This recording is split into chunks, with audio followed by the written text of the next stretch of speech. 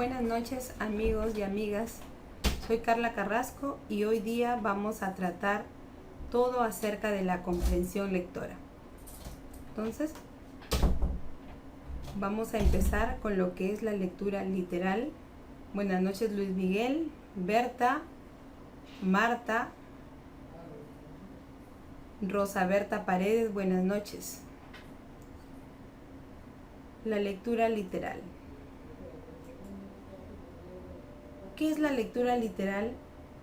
Es la fase básica en el proceso, de la comprensión lectora, pues se refiere a la capacidad del lector para reconocer la información explícita que comunica el autor. Esta es una etapa muy importante en la que el estudiante se pone en contacto con todo lo que está explícito en el texto. Y esta fase es sumamente importante porque es la generadora de que el estudiante pueda extrapolar al nivel inferencial. Si tenemos un contacto literal pobre, la inferencia también será pobre. Entonces, en este sentido, el maestro tiene que incentivar a los estudiantes, por ejemplo, animándolo a que identifique sinónimos y antónimos, animándolo a que trate de entender todas las relaciones que están expresas. Por ejemplo, preguntar qué es lo que pasó, en qué lugar se desarrollaron los hechos, quién es el personaje principal, todo lo que está explícito. Por ejemplo, extraer analogías es un proceso de inicio para llegar a una lectura eficiente. Durante este primer nivel se activan los siguientes procesos, que son procesos básicos del pensamiento. El primero, por ejemplo, es de la observación. El estudiante tiene que mirar atentamente al texto. Si el texto está acompañado de imágenes, mucho mejor.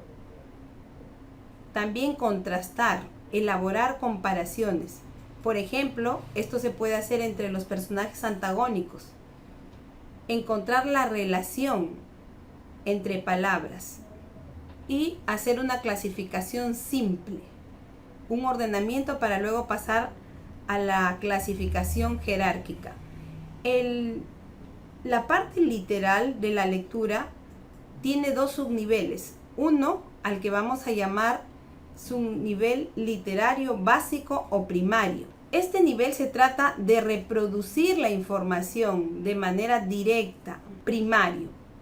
En esta fase, el estudiante debe reproducir información. Esto se logra, por ejemplo, enseñándoles a parafrasear un texto, ¿no? Partiendo de textos cortos. No abrumemos a los pequeños a parafrasear textos grandes, porque ellos tienen que empezar de forma paulatina. Todavía no nos preguntamos por qué el texto dice y lo que dice. Es decir, todavía no los adentremos a la parte inferencial. Primero, todo lo que se puede percibir a través de los sentidos. Tampoco preguntar cuáles son las intenciones ideológicas y prácticas o pragmáticas, porque eso pertenece al nivel netamente inferencial. Buenas noches, Leslie.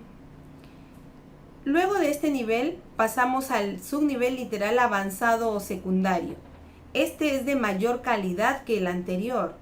Este nos exige una mayor demanda de nivel cognitivo en el estudiante, ya que no solo se trata de reproducir de manera literal, tal y cual está en el texto, sino de reconstruir o de explicar con propias palabras. Aquí llegamos exactamente a lo que es el parafraseo bien hecho.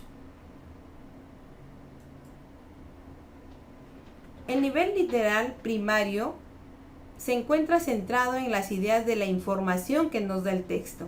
Presenta explícitamente el texto por reconocimiento o por recuerdo de hechos. Y este reconocimiento es, por ejemplo, acerca de los personajes, el tiempo, el lugar, los hechos, las razones por las que se dieron estos hechos, la idea principal y el orden en que se llevan a cabo las acciones, si es de manera cronológica, y además el significado de las palabras según la relación entre estas.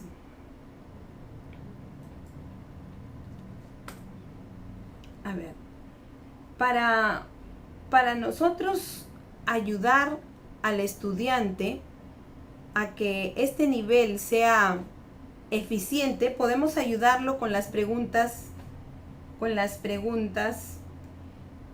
como por ejemplo, ¿cómo se llama?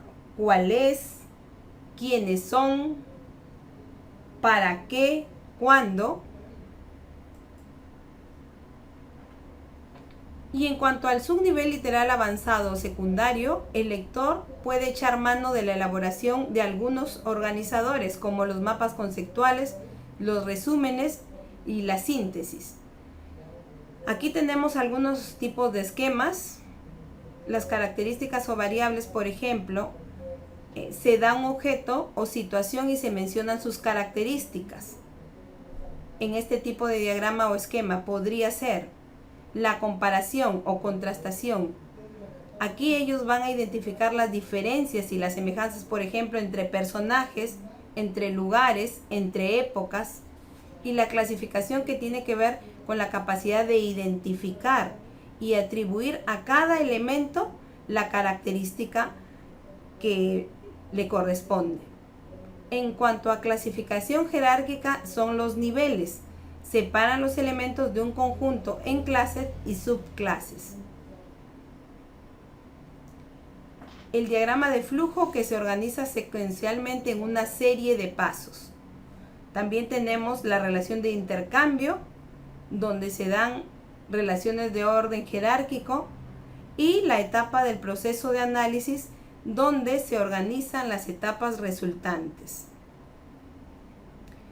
Aquí te presentamos una propuesta de procedimiento para la comprensión literal de la lectura. Se recomienda que se haga una lectura holística del texto, es decir, una lectura global, una lectura general, totalizadora. Luego, identificar el tema. ¿De qué se trata la lectura?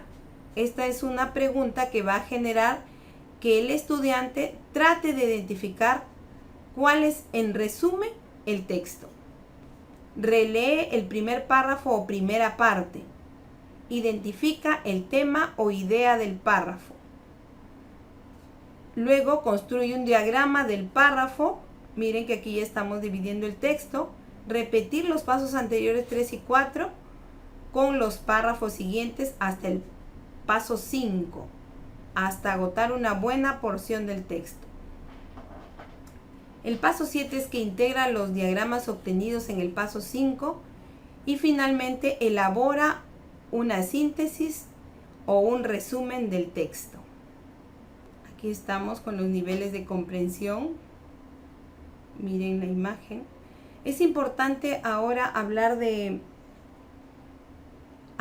niveles de comprensión, porque diversos estudios, tanto a nivel internacional como nacionales, han evidenciado, han dado como resultados que nuestro país tiene grandes dificultades en cuanto a niveles de comprensión en sus estudiantes. Por ello es que se hace necesario que en los cuatro niveles de educación del sistema educativo inicial, primaria, secundaria como superior, se desarrolle la comprensión lectora, considerando estos 3 niveles que son el literal, el inferencial y el crítico. Entonces, aquí tenemos una diapositiva más que nos habla de los objetivos que tiene la comprensión de textos. Por ejemplo, uno de ellos es conocer los diversos niveles de comprensión lectora, que son los que vamos a tocar en esta noche. Identificar en los diversos textos los niveles de comprensión lectora. Desarrollar habilidades cognitivas en los estudiantes en el proceso de comprensión lectora. Por ejemplo, habilidades como la de identificar, clasificar, deducir, inferir, contrastar, textualizar, resumir, ¿no? Que son ya habilidades de mayor demanda cognitiva. También señalar las diversas dificultades en el proceso de comprensión lectora. Nadie ha dicho que es fácil, pero es una tarea que nos convoca a todos, porque la comprensión lectora va a servir para que el estudiante pueda apropiarse del conocimiento en las diferentes áreas que tiene durante su proceso formativo. También plantear la importancia del vocabulario en el proceso lector. Hablar del vocabulario, hablar del significado de la palabra, es hablar de un contexto. La palabra tiene valor en un contexto. No podemos dar un significado de una palabra en forma aislada, porque esta tiene el significado por el, repito, contexto en el que se presenta. Por ejemplo, si yo digo la palabra gata de forma aislada, ustedes probablemente el 100% de los que estamos esta noche interactuando se imaginó a un animal, al felino. Pero si yo digo, ya es bastante tarde y mi auto está averiado de las llantas, necesito una gata. Evidentemente no me estoy refiriendo al animal, al felino. Más bien me estoy refiriendo a una herramienta que sirve para sacar y para poner los neumáticos o llantas de un auto. Entonces es un ejemplo bastante simple para poder darnos cuenta y comprender que la palabra tiene valor en el contexto, jamás de forma aislada. Y en este sentido también tenemos que saber orientar a los estudiantes, porque a veces los lanzamos directamente a que si no conocen el significado de una palabra vayan al diccionario. Es importante el uso del diccionario, es básico, pero hay que retar a nuestros estudiantes a que puedan ellos deducir, para que puedan leer entre líneas el significado de una palabra, que se puedan ayudar de las palabras que están adyacentes a una determinada para poder entender qué es lo que quiere decir. Muy bien, Leslie, tendremos en cuenta tu sugerencia. Bueno, el comprender un texto es un proceso psíquico, porque pone en juego todas tus habilidades mentales. ¿Y qué es la comprensión? Es una habilidad para comprender lo explícito en el texto, es decir, lo que está presente en el texto, lo que está manifiesto en el texto, lo implícito en el texto que se puede leer entre líneas, que es lo que el lector va construyendo con ayuda y con ejercicio de su pensamiento. También es realizar una lectura crítica, una lectura en la que hagamos juicios acerca de un hecho, acerca de una conducta, acerca de una época. A ver, tenemos este texto. La noche es una mujer desconocida. Preguntó la muchacha al forastero: ¿por qué no pasas en mi casa? Está encendido el fuego. Respondió el peregrino: soy poeta, solo deseo conocer la noche. Ella entonces echó cenizas en el fuego. Dijo: tócame. Veamos aquí los niveles de comprensión. En el literal es el acceso al léxico. Miguel, comparto tu sonrisa. Acceso al léxico. ¿Qué es el léxico? Es el vocabulario que está presente en el texto. Además de la idea literal. La idea literal es la idea denotativa, una idea con significado recto, una idea igual al significado del diccionario. En el nivel inferencial. En el nivel inferencial es el lector el que otorga significado a la lectura. ayudado de sus conocimientos previos. Hace referencias sobre algo, hace deducciones, elabora hipótesis.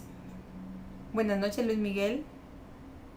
Y en el aspecto crítico, en el nivel crítico, aquí tenemos la posición crítica, la postura del lector. Esto implica un ejercicio de valoración, de formación de juicios propios del lector a partir de su experiencia, a partir de sus conocimientos previos. La formulación de juicios y los argumentos a favor o en contra, los argumentos que sustenten una opinión.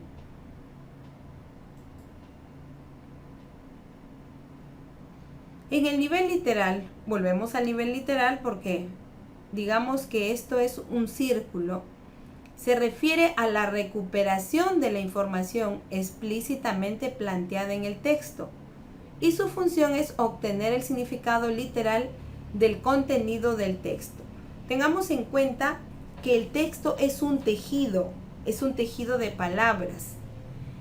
Y a este tejido, quien le va a otorgar el significado es el lector, a partir de su experiencia, de su conocimiento, de sus saberes previos.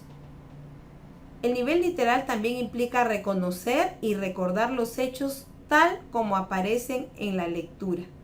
Aquí no hay atribución de significados en la parte literal, es creer y aceptar exactamente lo que dice el texto, porque estamos en el nivel literal. Es tratar de asimilar, de fijar en la mente de nuestros estudiantes todos los hechos presentes en el texto, tal cual. Digamos que esta es una parte muy objetiva de la comprensión de lectura. Además, es propio de los primeros años de escolaridad en el inicio del aprendizaje formal de la lectura. Estamos hablando del pensamiento concreto. Una vez adquiridas estas destrezas, le permitirá al estudiante una lectura fluida. Este nivel, por ejemplo, nos permite un acceso al léxico, al tipo de vocabulario que se utiliza, al tipo de vocabulario que prefiere el autor. Se reconocen los patrones de escritura o sonido en el caso de la comprensión auditiva. Estamos hablando aquí en base a un nivel fonológico, a un sistema de signos, en este caso auditivos. Los significados que están asociados a ellos se activan en la memoria a largo plazo. Por ejemplo, en nuestros estudiantes más pequeños, ellos han fijado, por ejemplo, el cuento de la Caperucita Roja.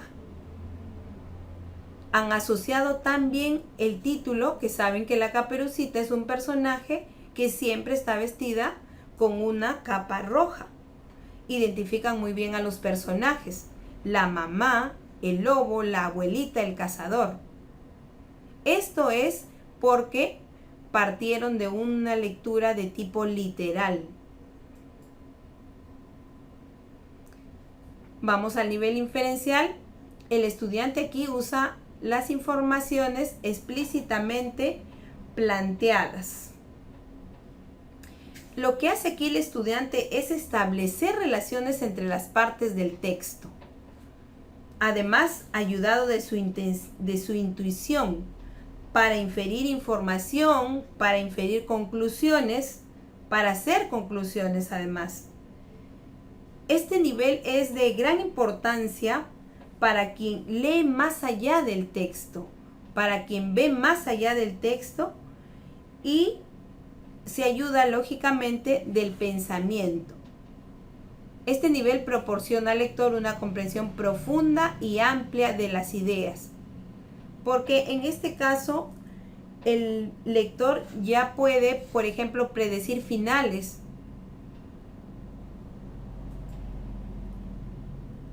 Ejemplo, dice,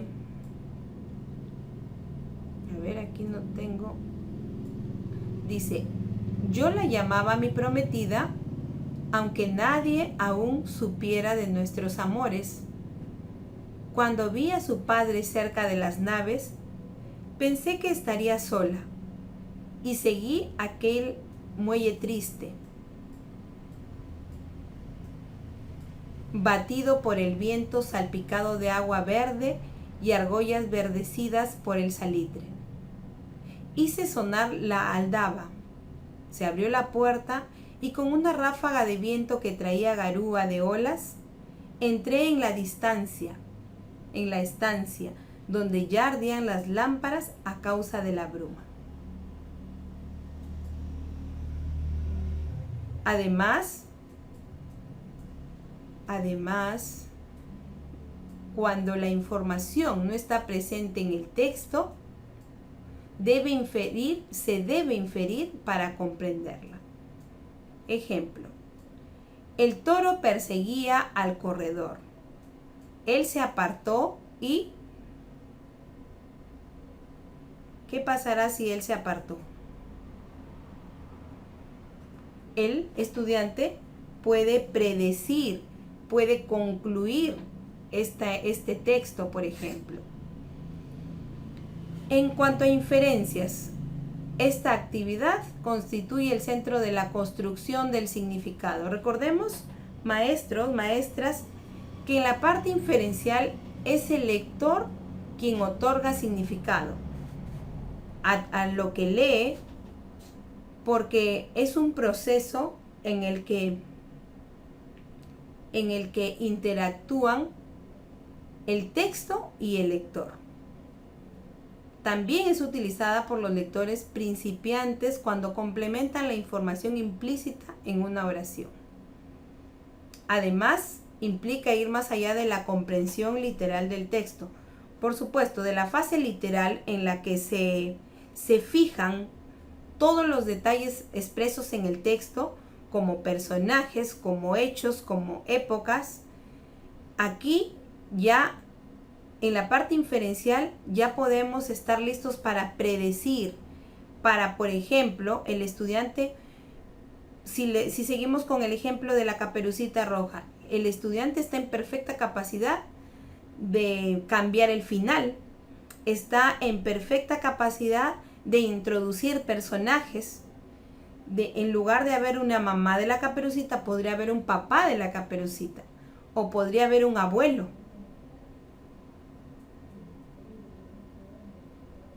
Bertita, nadie te expulsa. Estamos abiertos para todos, al menos por hoy. ¿Cómo se realiza la inferencia? El libro de Arena, de Jorge Luis Borges,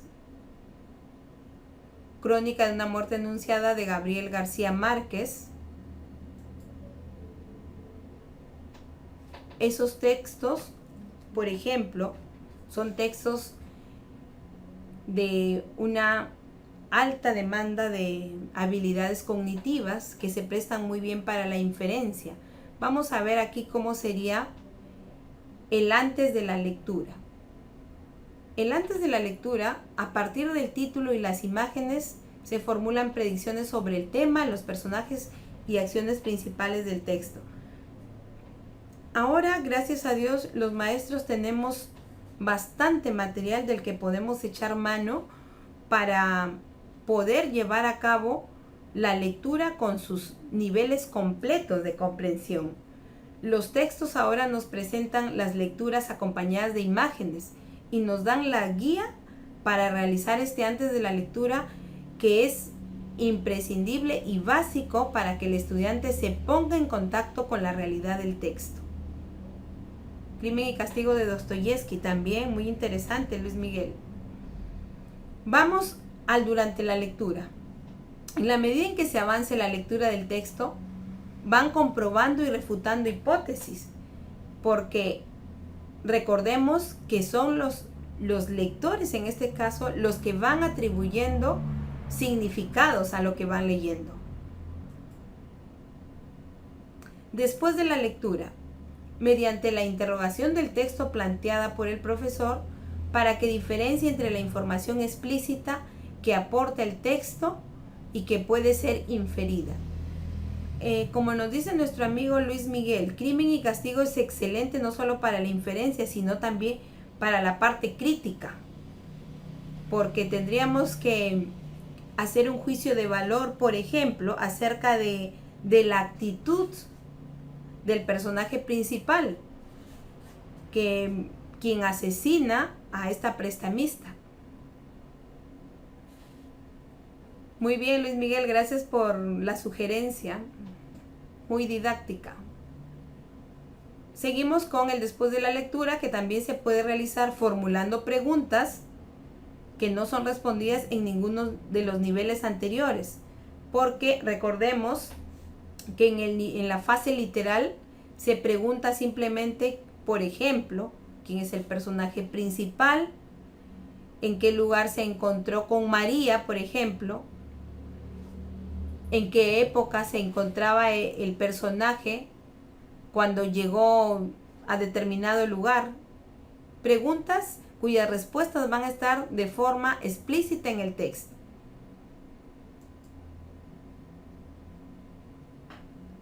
Dice, a ver este ejemplo de texto: el pasado abril, un joven que vive en Suiza pidió a sus padres, que viven en Francia, que cuidaran de su gato llamado Bucken. Al cabo de un mes y medio de permanecer en ese país, el gato desapareció. El gato, de 5 años de edad, demoró 8 meses en el viaje desde Francia hasta Suiza. La pregunta literal: ¿en qué mes volvió Bucken a la casa de su amo? ¿En qué mes?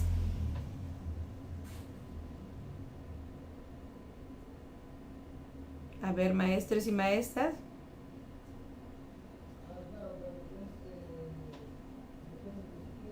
¿En qué mes volvió Bucken a la casa de su amo?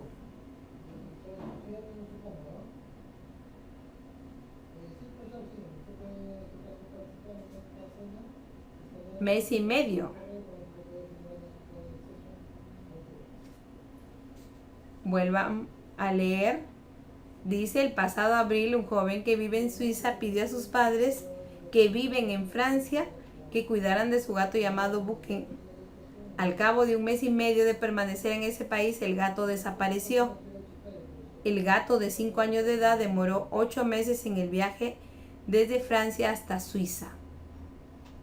¿Cuánto tiempo demoró? ¿En qué mes llegó?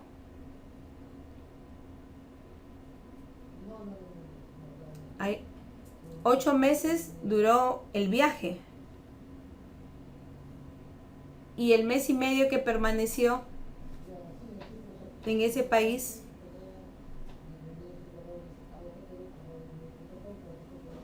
¿en qué mes volvió Bucken a la casa de su amo?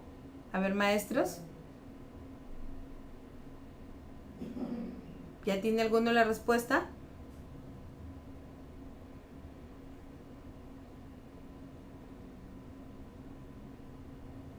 A ver.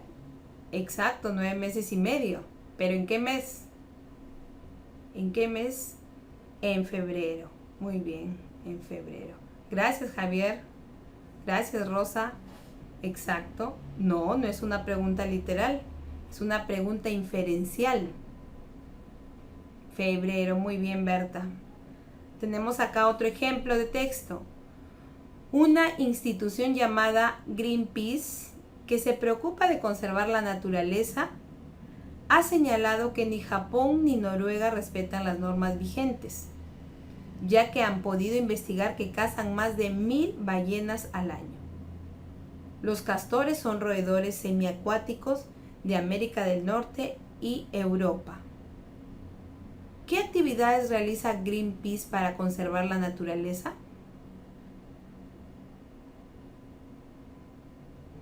A ver, vuelvan a leer, maestros.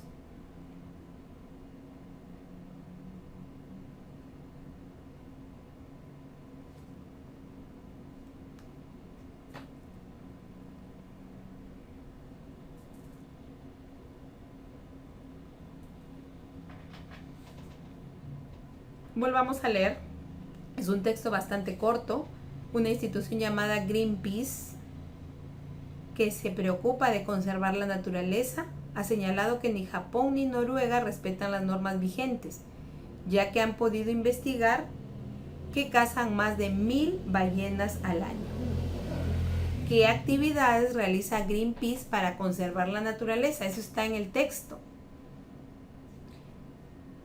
Pero la pregunta va por la conservación de la naturaleza, es decir, la pregunta ya te está planteando que Greenpeace, de hecho, sí o sí, propicia actividades para la conservación de la naturaleza. Pero ahí está en el texto una actividad que va a propiciar el conservar la naturaleza. ¿Cuál es esa actividad? No.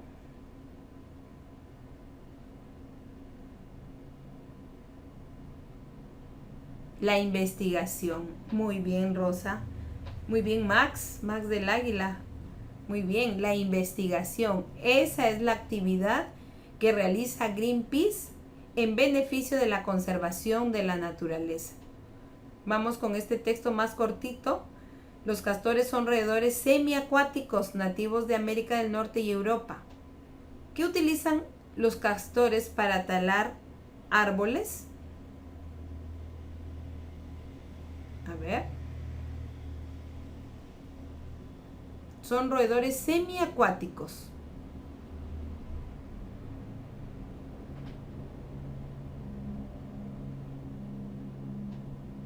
¿Qué utilizan los castores para talar árboles? ¿Qué utilizan? Una respuesta, una pregunta inferencial para una respuesta. Exacto, sus dientes. Sus colmillos, exactamente, sus dientes. Muy bien, Luis Miguel. Nivel crítico. Vamos con el nivel de comprensión crítica. Requiere que el lector emita un juicio valorativo comparando las ideas presentadas en el texto con criterios externos. Es el nivel más elevado de conceptualización. Se llega a un grado de dominio lector caracterizado por emitir juicios personales acerca del texto. El nivel crítico implica un ejercicio de valoración y de formación de juicios propios del lector a partir del texto y sus conocimientos previos, con respuestas meramente subjetivas, porque acordémonos que estamos en la parte crítica. Sobre personajes, estos juicios son acerca de los personajes, acerca del autor, acerca del contenido de las imágenes. Es la elaboración de argumentos para sustentar opiniones. Y para que este nivel se logre en el estudiante, es preciso que los maestros creamos un clima, un ambiente dialogante en la que el estudiante se siente en libertad de decir lo que piensa, ¿no? Por consiguiente, deberíamos enseñar a nuestros estudiantes, por ejemplo, a juzgar el contenido de un texto, a distinguir el hecho de una opinión, por supuesto, la apreciación, a captar los sentidos implícitos, a analizar la intención del autor, por qué escribió el texto, para qué pasaba por la mente del autor en ese momento. Por ejemplo, si nosotros leemos a Gabriela Mistral, vamos a encontrar en sus poemas el deseo de la maternidad. Vamos a encontrar la manifestación de la admiración y del deseo de amor de un varón. ¿Por qué? Porque ella tuvo en su vida la pérdida del que fue el hombre de su vida. Entonces esto le dejó un gran vacío. Si leemos a Alfonsina Storni, en la que vemos un contraste entre querer presentarse como una mujer fuerte o autosuficiente que no necesita de nadie, y la sumisión ante un varón, porque Alfonsina Storni era una autora muy nostálgica, muy depresiva, y pues tenía como maestro a Horacio Quiroga. Horacio Quiroga tuvo un final trágico porque también tuvo una vida trágica. Mató a su padre, mató a su padrastro y luego se suicidó él. Y Alfonsina Storni, que era su admiradora, amiga y seguidora, también se suicidó lanzándose al Mar del Plata, en Argentina. Entonces, estos aspectos subjetivos, íntimos de cada autor, se ven expresados en sus productos, en sus poemas, en sus producciones. Por eso es que cuando los chicos ya de quinto y sexto grado de secundaria, poema 20 de Pablo Neruda, cuando los chicos ya entran, por ejemplo, al análisis literario, es importantísimo que lo situemos en el contexto en el que vivió el autor. Es importante que conozcamos aspectos de su vida. ¿Por qué? Porque de esta manera nosotros vamos a poder entender el por qué escribe así, el para qué escribe así, el por qué se expresa de esta manera. En los poemas de César Vallejo, un hombre profundamente humano, como se le califica. Y se dice de Vallejo que era tan amante de la humanidad, que sufría mucho por la humanidad y que se le encontraba en Trujillo, en el Parque Mansiche, vestido totalmente de negro. Y que lo encontraban llorando y que cuando se le preguntaba por qué llora, él respondía: lloro por los que no tienen tiempo de hacerlo. Entonces, esto los vemos estos sentimientos los vemos expresados en sus obras. Por ejemplo, en el poema Masa, ¿no? Que habla acerca de la muerte, habla acerca del amor de la humanidad y el no poder hacer nada contra la muerte. Eso nos hace caer en la cuenta de que somos limitados y por más que amemos, no somos ni tenemos la capacidad para otorgar vida. Entonces, maestros, tengamos claro que cuando ya introducimos a nuestros estudiantes al análisis literario, tenemos que situarlo en el contexto en el cual vivió el autor y también en el conocimiento de su biografía.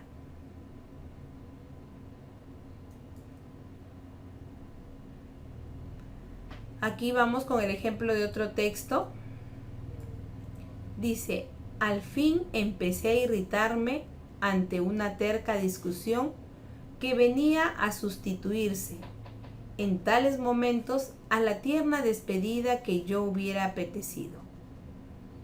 Comencé a renegar de la pusilanimidad de las mujeres, de su incapacidad de heroísmo, de sus filosofías de pañales y costureros.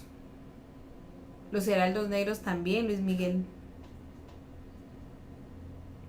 Sí, sí, nos podríamos hablar de autores, nos vamos a quedar maravillados de la riqueza de sus vidas. Y se van a dar cuenta, o nos vamos a dar cuenta, que su obra expresa gran parte de su vida. Es imposible que el autor escriba un texto, produzca un texto, liberándose o apartando su subjetividad. Vamos a hablar también un poco de las dificultades en la comprensión lectora. En el aspecto literal, por ejemplo, la dificultad en evocar, la facilidad con la que nuestros estudiantes se olvidan de aspectos básicos que están presentes en el texto. Otra dificultad es no reconocer el significado de palabras, porque la experiencia nos deja ver con mucha pena que el vocabulario de nuestros estudiantes cada vez es más pobre. Y esto debido en parte a los excesos que caen con este tema de internet. Los chicos cada vez leen menos, se dice, y al parecer es cierto y no tan cierto, porque es verdad que los libros físicos ya no los leen, pero los textos de internet sí los leen, queriendo o no. Otra dificultad está en que no tienen facilidad para extraer la idea principal, ¿no? Y recordemos que la idea principal no es lo mismo que tema. La idea principal, por ejemplo, la podemos identificar, extraer de un párrafo. Si un texto está compuesto por 5 párrafos, de cada uno de los párrafos podemos extraer una idea principal. A diferencia del tema, que sale de todos los 5 párrafos. Y recordemos, maestros, que el tema es una frase nominal. El tema es la construcción de una frase nominal, es decir, un artículo, un sustantivo y de repente un adjetivo. Por ejemplo, ¿cuál sería el tema de Paco Yunque? La injusticia social. ¿Cuál sería? Miren, al decir la injusticia social, tengo artículo, sustantivo y adjetivo, que es una frase nominal o un sintagma nominal. No, el mensaje es otro tema. El tema es un aspecto, el mensaje es otro y el argumento es otro. Evitemos esas confusiones, por favor. El tema es el resumen de la obra en 2 o 3 palabras. Pongamos otro ejemplo. Pensemos en Gallinazo sin plumas. ¿Cuál sería el tema en Gallinazo sin plumas? Recuerden cuál es la construcción del tema. Es una frase o sintagma nominal, es decir, modificador directo, núcleo y modificador directo, o modificador indirecto podría ser. A ver, Luis Miguel, te dejé claro esa duda. ¿Cuál sería el tema de Gallinazo sin pluma?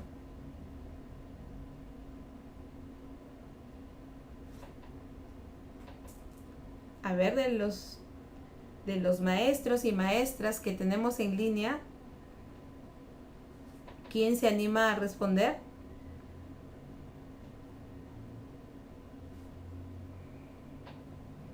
¿Cuál sería el tema de Gallinazo sin pluma? Sería el abuso infantil. Y nuevamente caemos en esta estructura. Modificador directo, el, núcleo, abuso y modificador directo infantil. O sea, estamos ante un artículo, un sustantivo y un adjetivo. El abuso infantil. ¿Cuál sería el tema de Romeo y Julieta? Sería, por ejemplo, el amor imposible. Y si queremos agregar algo, el amor imposible entre 2 jóvenes.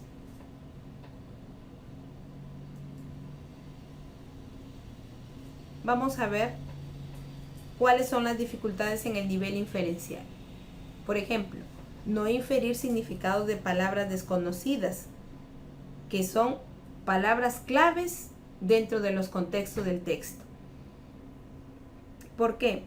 Miren, este es un elemento bloqueador en el proceso de comprensión, porque nuestros estudiantes van bien, mientras ellos conocen o tienen facilidad para asociar palabras, van bien en la interpretación del texto, pero cuando chocan o caen ante una palabra que no es de su vocabulario, ante una palabra que puede ser muy académica o una palabra técnica, ellos se detienen en la comprensión. Es aquí donde se estanca el proceso de comprensión. Y en este caso sí es necesario recurrir inmediatamente al diccionario. Si es que a pesar de los intentos del estudiante de extraer el significado, considerando solo el contexto, no pueden, hay que recurrir sí o sí al diccionario. Otra de las dificultades es que no establecen relaciones entre las partes del texto, no conectan las partes y tratan del texto o tratan al texto como si estuviera separado, como si estuviera seccionado, como si por un lado hablaría de un tema y por otro de otro. Claro, es un conflicto cognitivo, pero no es un conflicto cognitivo en este caso provocado por el docente. Más bien es un conflicto cognitivo producto de su ignorancia en este caso. No distinguir lo real de lo imaginario.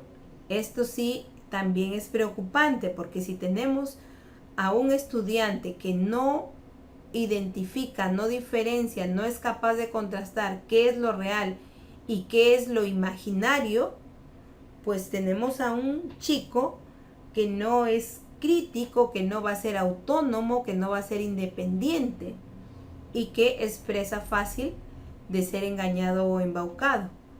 Tenemos nosotros que ser muy enfáticos en darles a conocer a nuestros estudiantes qué es lo real, qué es lo concreto y qué es lo que solo puede estar en nuestras mentes. ¿Cuáles son las dificultades en el aspecto crítico? Por ejemplo, no ser capaz de asumir una posición crítica porque no sabe qué decir, porque no tiene argumentos para sustentar su opinión. Cuando solemos preguntarle a los chicos, a las chicas, ¿qué les parece el texto? Lo que ellos responden es bonito. No permitan o no se queden con esa respuesta de que un texto es bonito, porque no podríamos catalogar o considerar a un texto de bonito o feo. Un texto puede ser interesante, un texto puede ser conmovedor, un texto puede ser divertido, un texto podría ser didáctico, pero jamás bonito. Por supuesto, aspiramos no solo a nivel de instituciones, sino a nivel de proyecto país, tener estudiantes críticos, analíticos, autónomos. Bueno, continuamos. Gracias, Luis Miguel, por tus comentarios. Otra de las dificultades en la parte crítica es no distinguir los hechos de las opiniones. El hecho es real, es concreto, es capaz de ser percibido por los sentidos. En cambio, la opinión es meramente subjetiva, solo está en la mente de alguien. Entonces, tenemos que adentrar a nuestros estudiantes en el hecho de que puedan ellos ser capaces de identificar qué es una acción de una opinión. No pueden ellos caer en este error. Otra de las dificultades es que no realizan valoraciones personales. Y esta parte es muy rica para nosotros adentrar al estudiante en el que puedan asumir ellos una escala de valores en su vida, a partir, por ejemplo, de las actitudes, de las acciones, de los rasgos, de los gestos de un personaje.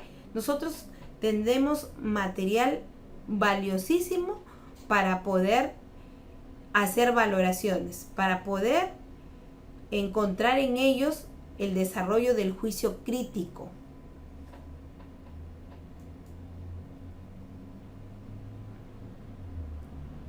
Continuamos.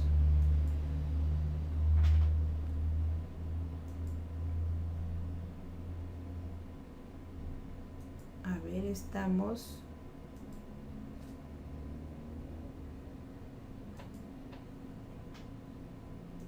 A ver, maestros, ¿cómo vamos? Esta es nuestra última diapositiva. Vamos.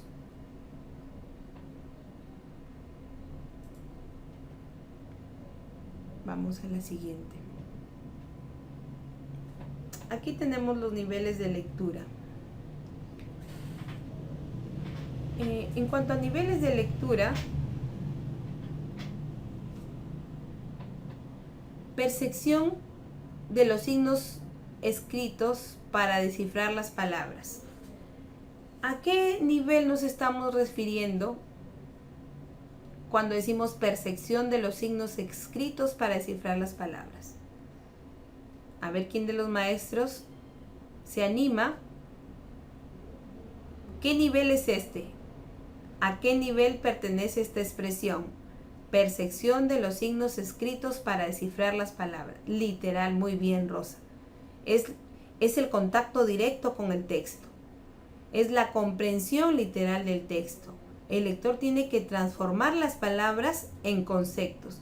Recordemos que cuando nosotros damos la apreciación de algo es nuestro concepto, es un concepto subjetivo.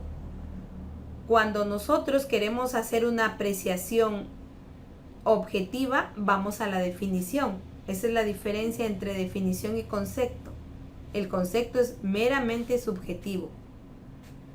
¿Cuáles son los mecanismos auxiliares para la decodificación de palabras? Hablamos de decodificación porque estamos hablando en la lectura.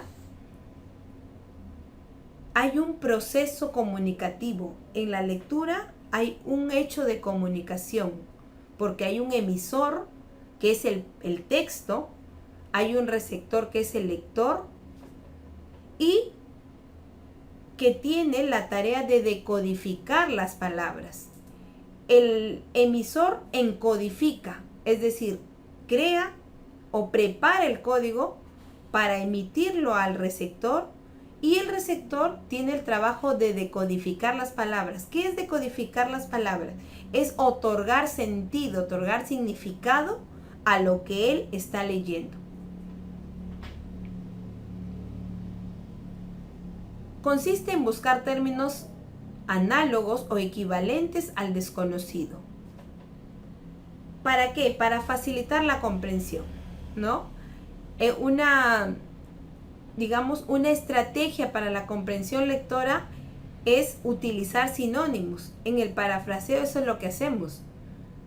Decir el texto sin cambiarle el sentido, pero utilizando sinónimos. Consiste en descubrir el significado de una palabra tomando pistas del contexto en el que se encuentra. Como dije al inicio, al empezar esta ponencia, tenemos que tener claro que la palabra adquiere valor en su contexto. Una palabra de forma aislada no tiene un gran contenido, no tiene un gran significado. Claro, muy bien, Luis Miguel, exactamente. Hay palabras que son iguales y tienen diferentes significados. Por ejemplo, eso se puede aprovechar en el nivel literal, ¿no? Por ejemplo, encuentran la palabra lima y le dicen, chicos, tenemos la palabra lima, pero ¿a qué lima se está refiriendo en el texto? A la fruta. Muy bien, pero ¿qué otros significados tiene Lima? Por ejemplo, Lima, la capital del país. Lima, una fruta. Lima, forma del verbo limar. Entonces, esto reta al estudiante a que él pueda darse cuenta de lo que es el contexto, del valor del contexto. ¿Cuáles son antónimos, Berta?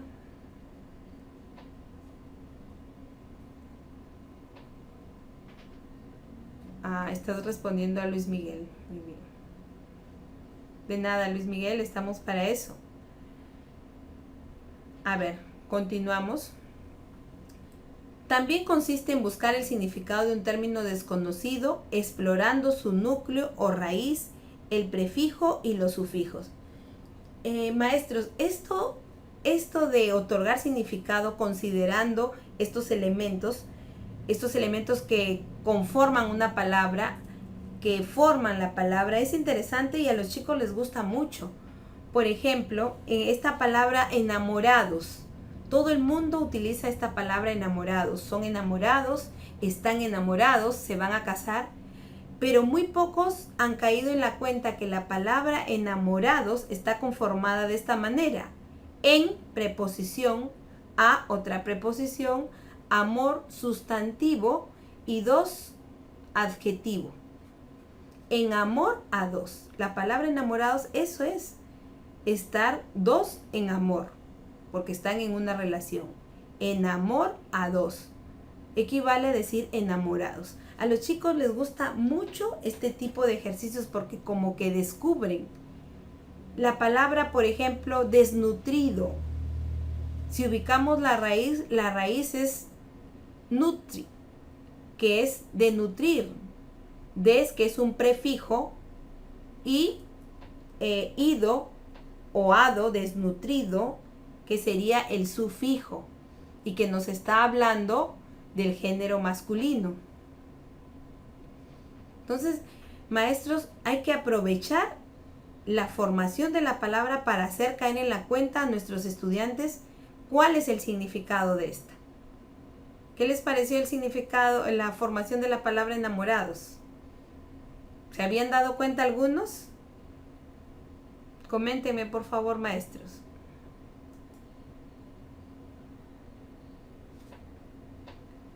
Ahora vamos a la lectura connotativa.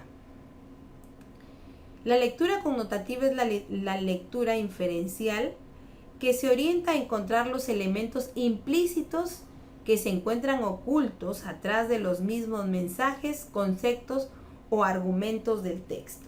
La lectura connotativa es lo contrario a la lectura denotativa. La lectura denotativa tiene un significado recto, un significado que está explícito o presente en el diccionario. La lectura connotativa más bien es una lectura que da lugar a figuras estilísticas o literarias.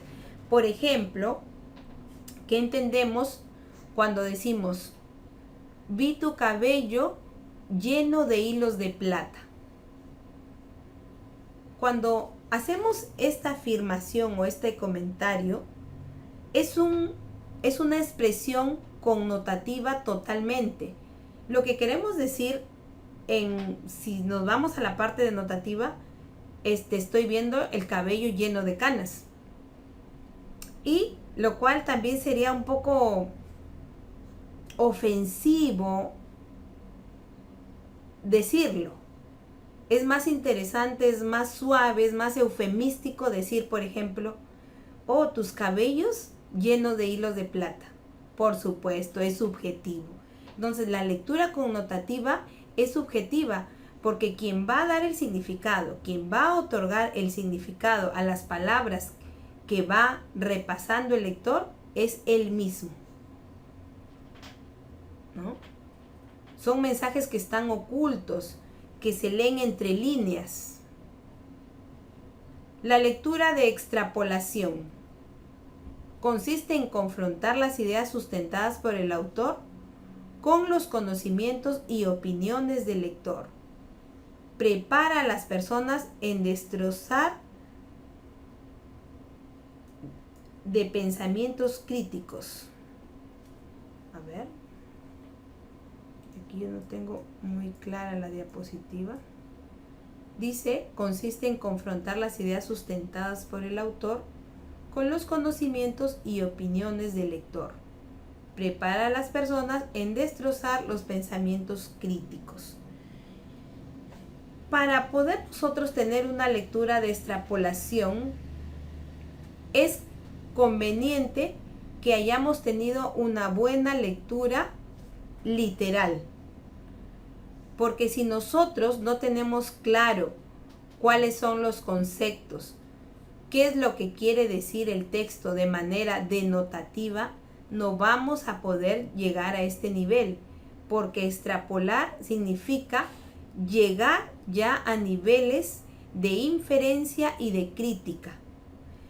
Y aquí vamos a ir a la elaboración de argumentos, de sustentos que fortalezcan o refuercen la opinión. Por eso es que aquí se da una especie de confrontación, se da una especie de oposición de polos. ¿Cuál es la postura del autor y cuál es la postura del lector?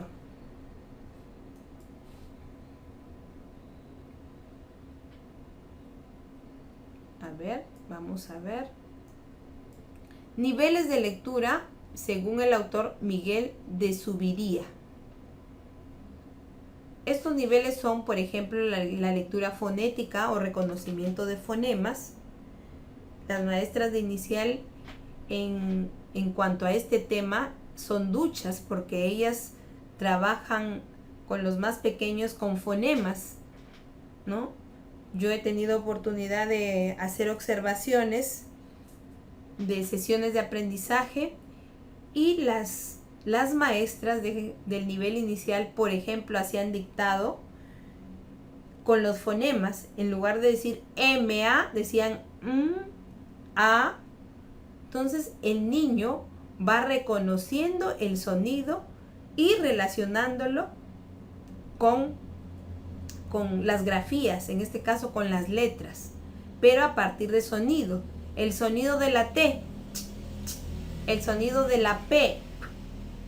Y es interesante esta lectura porque ayuda a que el estudiante pronuncie como deben ser las palabras, porque si no los corregimos desde el nivel inicial, pues van a tener un vocabulario lleno de vicios de dicción. Si se han dado cuenta los maestros, algunos de nuestros niños, niñas, dicen, por ejemplo, actitud. Actitud. Es decir, mutilan una letra, mutilan la letra D y encima tildan. O sea, la palabra la convierten en una palabra aguda y tildada en vocal. Nos hemos quedado tocando el tema de niveles de lectura y estábamos hablando acerca de lo importante que es aprovechar la estrategia de la formación de palabras para introducirlo al estudiante en la comprensión lectora. Vamos a continuar. Niveles de lectura según Miguel de Zuviría. Bueno, estábamos hablando aquí de la lectura fonética o reconocimiento de fonema. El fonema es la representación auditiva de las grafías, vale decir, de las letras.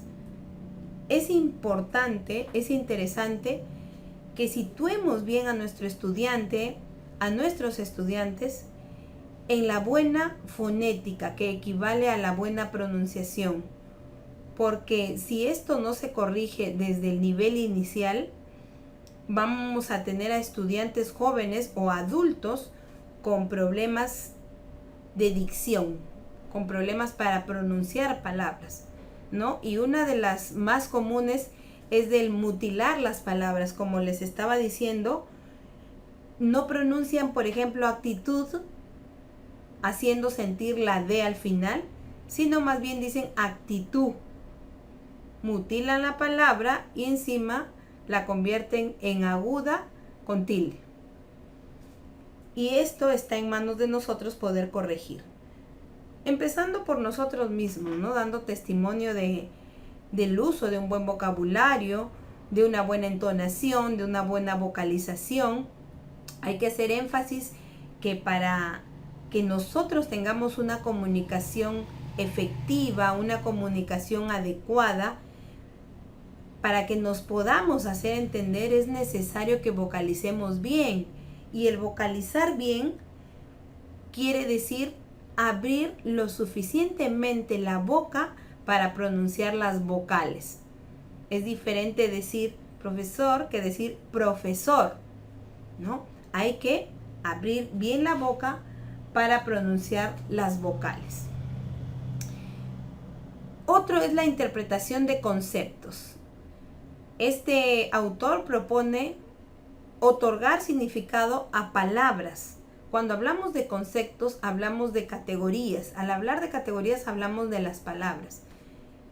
Por ejemplo, preguntarle al estudiante, ¿qué entiendes por desolado? ¿Qué es para ti la palabra desolado? ¿Qué significa desolado o desolación? Y de esa manera nosotros poder ayudar a que el estudiante incremente su vocabulario.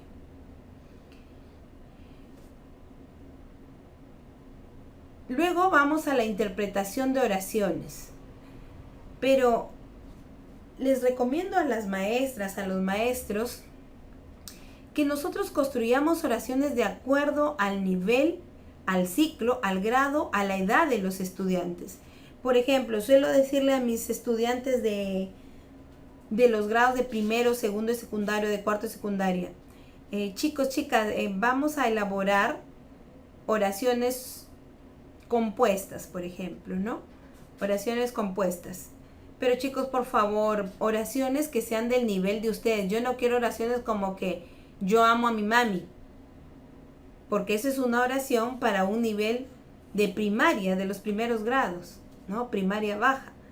Entonces hay que exigir a nuestros estudiantes a que sean capaces de elaborar oraciones más complejas. Y eso va a facilitar la interpretación, porque a mayor complejidad de la oración significa que ellos están interpretando mejor. Extracción de las estructuras semánticas o pensamientos importantes. Sabemos que la semántica es el estudio del significado. Y al hablar de estructuras semánticas, estamos hablando de la conformación de la palabra. La palabra está formada por semas, por estructuras o por unidades pequeñas de significado. Por ejemplo, vamos con la palabra cien pies. Cien pies está formado por dos componentes, en este caso 100, que es un adjetivo numeral, es un cardinal 100, y pies, que es un sustantivo. Entonces, hacer caer en la cuenta a nuestros estudiantes que una palabra de este tipo, por ejemplo, es una palabra compuesta. La palabra pararrayos, la palabra paraguas. Otra propuesta es identificar la tesis sobre la cual se articulan las restantes proporciones. Identificar cuál es el argumento sobre el que está planteado otro párrafo u otra oración. Luego, compara el sistema de ideas representadas por el texto con otro sistema de ideas socioculturales, con los sistemas crítico y estilístico. Esto es una actividad que se realiza sobre todo cuando se hace análisis literarios, porque en los análisis literarios podemos comparar contextos, por ejemplo, ¿no? Si comparamos el contexto en el que se desarrolló la obra La Ilíada o la Odisea de Homero, ¿cómo era ese contexto y en qué difiere o se diferencia del contexto en el que ahora nosotros nos desempeñamos? Por ejemplo, ¿no? Aquí hablamos de circunstancias socioculturales, aquí hablamos de sistemas críticos y de estilística en cuanto a la forma de escribir del autor. La estilística tiene que ver con los recursos de los que echa mano un autor para poder crear un texto, ¿no? Y en recursos estilísticos o sistemas estilísticos hablamos, por ejemplo, de figuras literarias, ¿no? Este es un tema muy amplio. Figuras literarias, por ejemplo, como la hipérbole, el hipérbaton, la anáfora, la comparación, el epíteto, la prosopopeya, entre muchas más, ¿no? Y también otro recurso estilístico que es la rima, la métrica, el ritmo, la metáfora también, la metáfora que es totalmente connotativa. En contraposición tenemos la comparación o símil. Gracias, Rosa, por ayudarnos a evocar. Entonces continuamos. Los tipos de lectura. En cuanto a tipos de lectura, tenemos la lectura recreativa, que se hace por el deseo de divertirse, de un momento de solaz, no tiene un afán ilustrativo, aunque siempre trae consigo el leer la ilustración, el formarse, ¿no? Otro tipo es la lectura informativa. Y en la lectura informativa hablamos de la objetividad. La lectura informativa está basada en presentar los hechos tal cual son. Aquí no intervienen elementos subjetivos, no interviene la opinión del autor, para nada. Es una lectura que presenta los hechos tal cual sucedieron. Otro tipo es la lectura formativa, que puede ser una lectura de estudios. Aquí hablamos de lectura especializada. Por ejemplo, el texto o los textos que leen los médicos. Por ejemplo, un texto formativo para los médicos es el Vademecum, ¿no? Que tiene todos el significado de los nombres de las enfermedades, de algunos medicamentos. Otro, por ejemplo, para el abogado, el diccionario jurídico. En la lectura formativa también tenemos la lectura de consulta. Aquí, por ejemplo, encontramos las enciclopedias. Y la lectura de investigación, que ya trata acerca de situaciones específicas.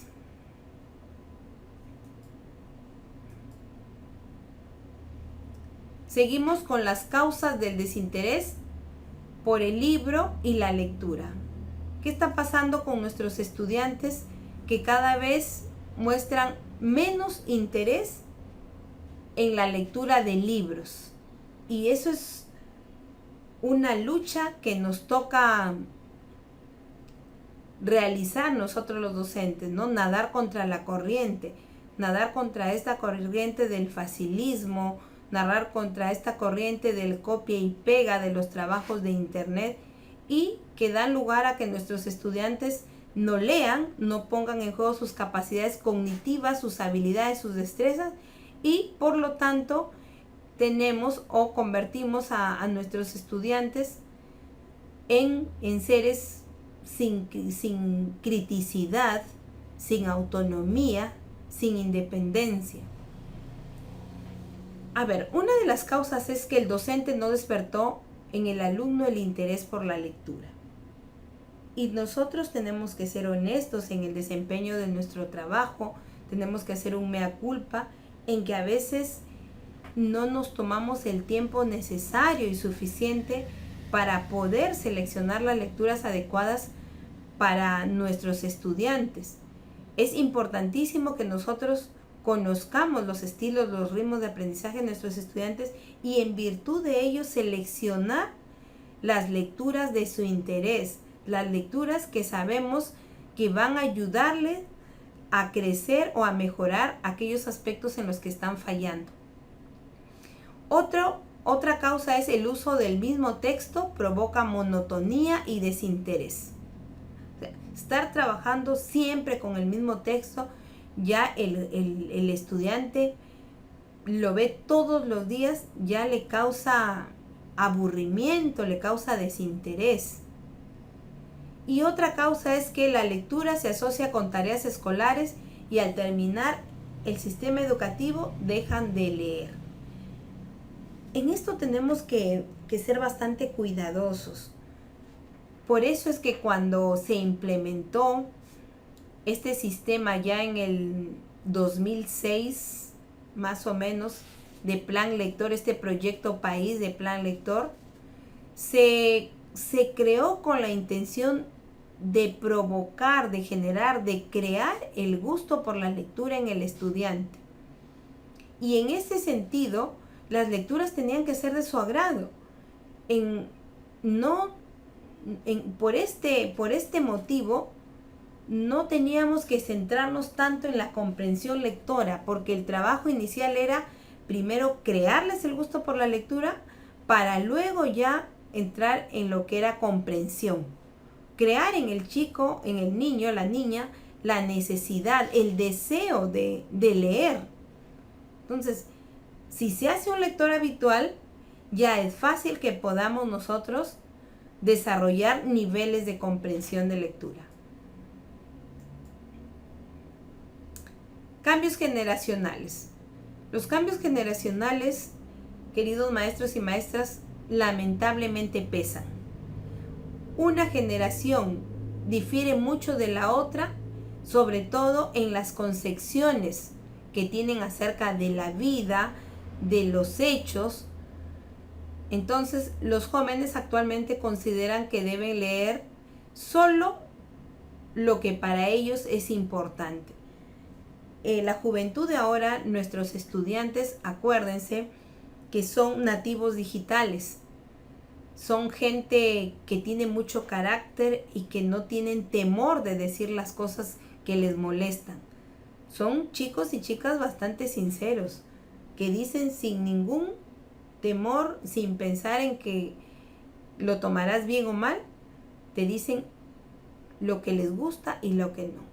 Entonces, en este sentido, ellos se creen que tienen que leer solo lo que a ellos les gusta y les importa. Otro cambio generacional es, sin duda, o son los medios audiovisuales que han desarrollado nuevas formas de aprendizaje. Pero la menos idónea ya sabemos que es la del copia y pega.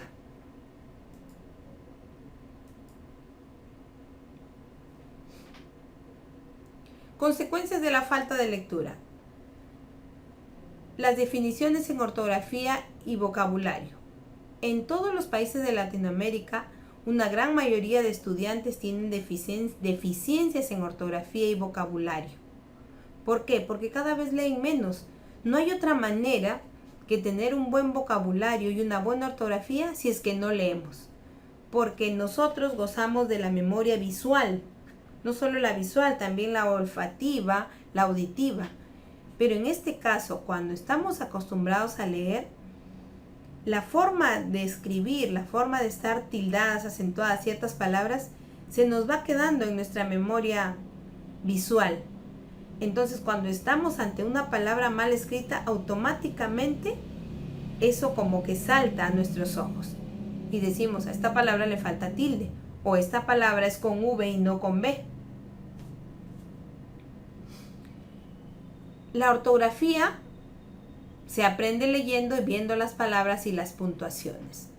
Otra consecuencia es la poca comprensión lectora. En la actualidad a los jóvenes se les hace difícil leer porque tienen dificultad para captar ideas, para relacionar situaciones y para comprender el texto. Se debe crear el hábito de la lectura. En realidad es un reto que nos interpele a todos los maestros, maestras y padres de familia. Crear el hábito lector en nuestros hijos. Podríamos empezar desde cosas básicas, ¿no? Por ejemplo, pedirles que lean un párrafo de una noticia, o de repente tenemos una agenda de esas agendas tan bonitas que hay ahora con mensajes, con imágenes. De repente decirle, a ver, lee el mensaje que tiene para ahora mi agenda, ¿no? Por allí, con cositas pequeñas, crearles la necesidad de leer. Y bueno, la otra consecuencia macro que sale de las dos anteriores es el bajo nivel académico. Vocabulario pobre, pobre comprensión lectora, nos da como resultado el bajo nivel académico.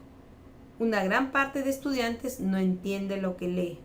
Esta dificultad influye en el rendimiento académico en la universidad, pues se necesita un razonamiento más profundo.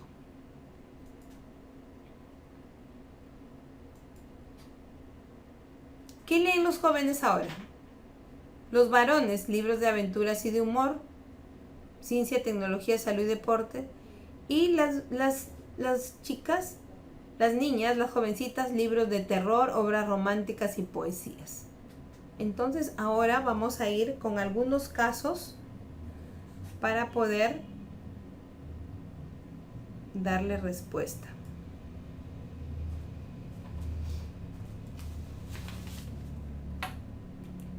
Dice, luego de algunos meses de iniciadas las clases, un docente notó que uno de sus estudiantes tenía un estilo de aprendizaje predominante, el kinestésico.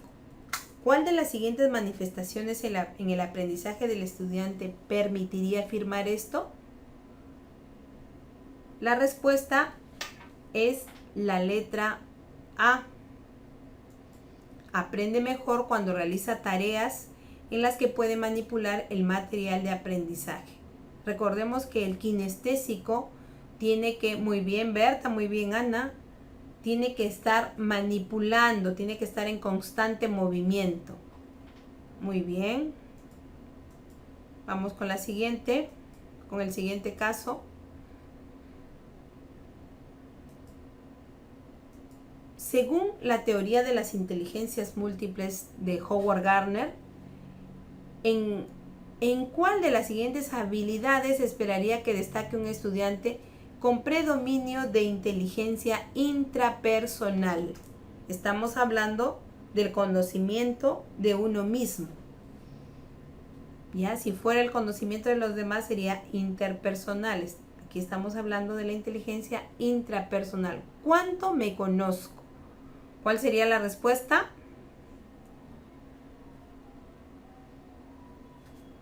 A ver. Estamos hablando, la inteligencia intrapersonal consiste en el conocimiento de uno mismo. ¿En qué medida me conozco yo? A mayor medida, a mayor conocimiento de mí mismo, mayor inteligencia intrapersonal. ¿Cuál de estas 4 alternativas sería la respuesta? Muy bien, Javier, muy bien, Mary, muy bien, Soledad. Es mostrar un profundo conocimiento de sus virtudes y limitaciones. Claro, porque en la medida que el estudiante conoce estas virtudes y limitaciones, va a tener mayor inteligencia intrapersonal. Muy bien, Rosa. Mario es un joven de 25 años de edad. Sorpresivamente presentó diarreas y malestar estomacal. Al acudir al puesto de salud, Mario manifiesta que goza de buena salud y que no ha presentado antecedentes de otras enfermedades. Solo que hace unas horas había comido una ensalada con mayonesa en un establecimiento de poca higiene. Según esta información, ¿cuál de los siguientes tipos de enfermedad está atacando probablemente a Mario? ¿Cuál sería? Infecciosa, muy bien, Rosa, muy bien, Elena. Definitivamente infecciosa, muy bien. Una infección estomacal. 4. La célula tiene 3 funciones básicas y principales. ¿Cuál de las siguientes funciones no corresponde a una función básica de la célula? ¿Cuál es?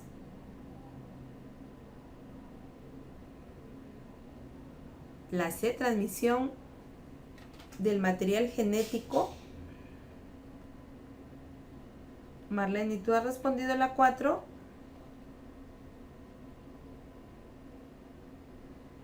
¿Cuál función no corresponde a la célula? La respuesta es la B. Conversión de energía luminosa en energía química. Esto es. No, estamos hablando aquí de energía luminosa. Como función de la célula, no. Esta es la que no es la función. 5. Al solicitar a un estudiante que escriba en números 923, él escribe lo siguiente: 90.023. ¿Cuál de las siguientes dificultades evidencia tener este estudiante? A ver, respuesta.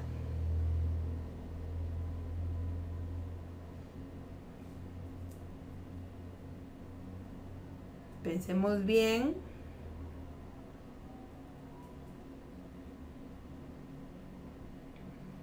La respuesta es la letra B.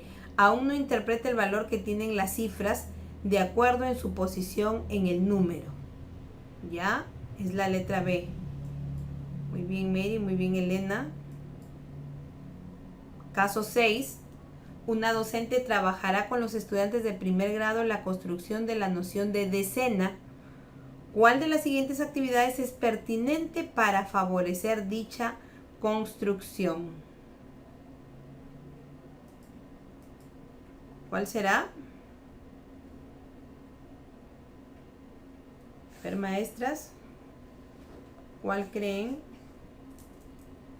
¿Cuál creen que es la actividad pertinente para lograr este indicador?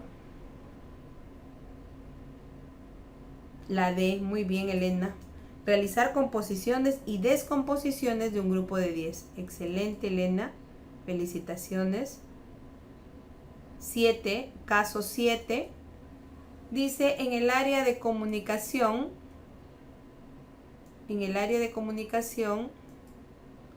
los estudiantes de sexto grado han investigado sobre el bullying en las escuelas.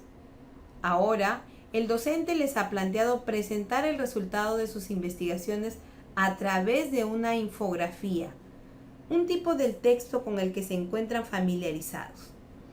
¿Qué estrategia resulta más pertinente para guiar la planificación de este tipo de texto? A ver, maestras, espero sus respuestas.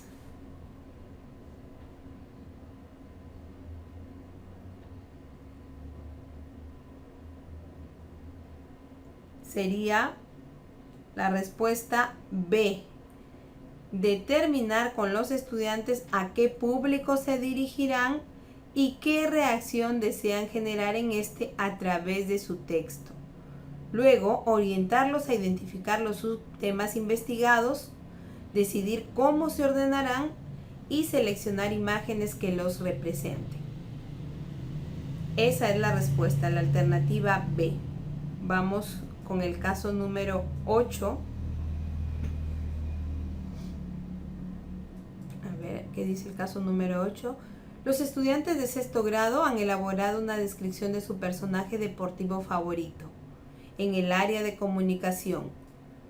Ahora el docente quiere guiarlos en la autoevaluación de sus textos antes de que escriban la versión final, resaltando que su prioridad debe ser revisar la coherencia y cohesión de los mismos. ¿Cuál de las siguientes acciones debe sugerirles para lograr dicho propósito?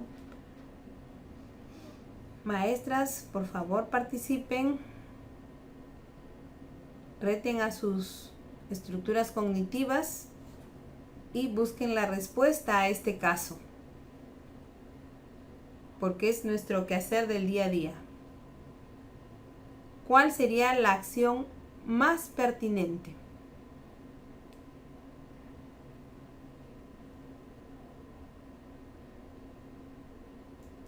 La acción más pertinente sería revisar si la descripción diferencia ordenadamente las características físicas de las cualidades del personaje y comprobar que los datos se repiten. Esa sería la actividad recomendada. Caso 9. Caso 9. En la clase de comunicación, la docente Lidia ha decidido trabajar con los estudiantes de sexto grado la capacidad de tomar decisiones estratégicas al leer textos. Y para eso les propone la lectura de un texto en el aula. ¿Cuál de las siguientes actividades favorece el desarrollo de la capacidad propuesta por Lidia? ¿Cuál es la respuesta, maestras, maestros? Participen, por favor.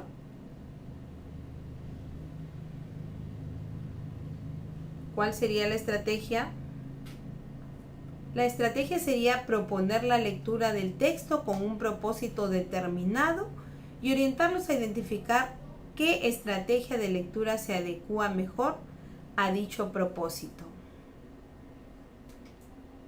Y vamos con el último caso. Vamos con el último caso que dice: al finalizar el primer trimestre del año, la docente de tercer grado muestra preocupación porque los estudiantes se interrumpen al hablar y no respetan las ideas de sus compañeros. ¿Cuál de las siguientes actividades es pertinente para mejorar el clima emocional en el aula? A ver, maestras, al menos la última o el último caso de la respuesta, la A. Muy bien, Javier, excelente. Conversar con los estudiantes sobre cómo se sienten cuando son interrumpidos en clase por sus compañeros. Luego, pedir que analicen los beneficios de respetar los turnos al hablar y orientarlos a proponer acciones para organizar las intervenciones en clase. Esto nos lleva a pensar en las normas de convivencia. Las normas de convivencia que están encaminadas a generar, a crear, a formar un buen ciudadano. Recuerden que ahora está trabajándose en base al logro de competencias ciudadanas y las normas de convivencia son básicas para ir en este camino. Muy bien, queridos maestros y maestras, fue un placer estar hoy día con ustedes. Espero volvamos a encontrarnos en otro espacio de este tipo, con los temas que por supuesto son de su interés y de su necesidad. Gracias, Berta, por tus palabras. Gracias a ustedes que nos incentivan para ir mejorando en el tratamiento de estos temas. Gracias, Javier. Entonces conmigo será hasta una nueva oportunidad. Un abrazo muy grande para cada uno de ustedes y los invito, les motivo a que sigamos fuertes en este camino de formación que es un reto para todos nosotros. Muchas gracias y que Dios los bendiga mucho. Un abrazo, queridos maestros.